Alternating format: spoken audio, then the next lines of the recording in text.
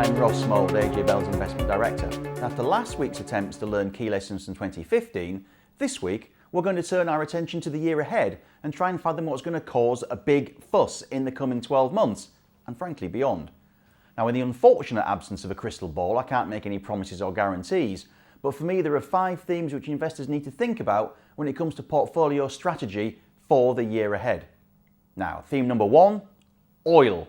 This much may seem frankly blatantly obvious when the oil and gas producer sector represents 24%, 12% and 19% of the FTSE 100's forecast sales, profits and dividends for this year, according to the analyst consensus.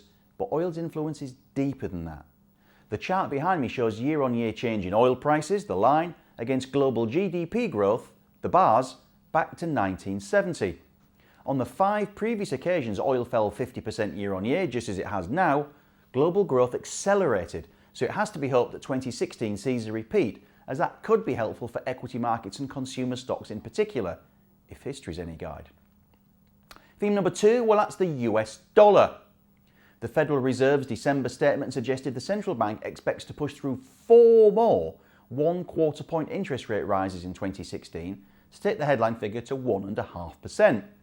Markets frankly seem sceptical, but with Japan and Europe loosening and the UK doing nothing, any further rate hikes in the States could give the dollar a boost, even after a near 10% gain in a trade-weighted basket in 2015. As the chart shows here, there's a clear historic inverse relationship between the dollar and emerging market assets, i.e. dollar up, emerging markets down, or vice versa. So dollar gains could again be a problem for these arenas, even though they've already done badly for 4 years in a row. And note the dollar has historically gone a lot higher than where it is now, looking say at 2000. Theme number 3, well, that's deflation for me. Rising global indebtedness, ageing populations in the West, China's sliding currency, the rising dollar, and the price discovery powers of the internet are all strong deflationary trends driving prices lower.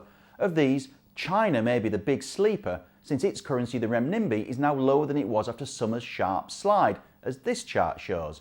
And Beijing could be about to export deflation across a wave of products and industries such as steel, cement. It might not do much for commodity demand either.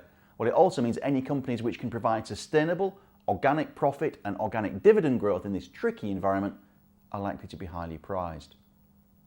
The 4th theme to watch in 2016 is perhaps the hardest of all, geopolitics. But to make it easier, let's focus on the US presidential election in particular. The Democrat and Republican candidates are still jockeying for position, and it does appear that markets can turn cautious during a presidential election year. The chart shows that the S&P 500 index since 1948 has, on average, done worst in election years, the final one of a presidency, although the average gain in the US benchmark of 4.8% does include a wide range of individual outcomes. Now, even if you don't own any American shares, you need to be aware of what's happening over the pond, as where America goes, the world tends to follow. The 5th and final trend to watch is volatility. As some central banks increase interest rates and tighten monetary policy, the US and a host of emerging markets, and others continue to loosen, notably Japan and Europe, markets will have less of a comfort blanket in the form of cheap central bank cash. This could provoke an increase in volatility, which has generally been noticeable only by its absence for the past few years, barring the odd panicky month such as August 2015. More volatility would reaffirm the value of a properly balanced and well-diversified portfolio. Now, investors can choose between a wide range of asset classes such as equities, bonds, commodities, property, and good old-fashioned cash. But these final 2 charts suggest that private equity and algorithm or trend-following funds could be worthy of consideration, as they perform very differently from each other, particularly during times of market duress. Now, these vehicles may not be suitable for everyone, since they're complex instruments, best suited to experienced investors, can come with high fees, and can often only be sold at set times.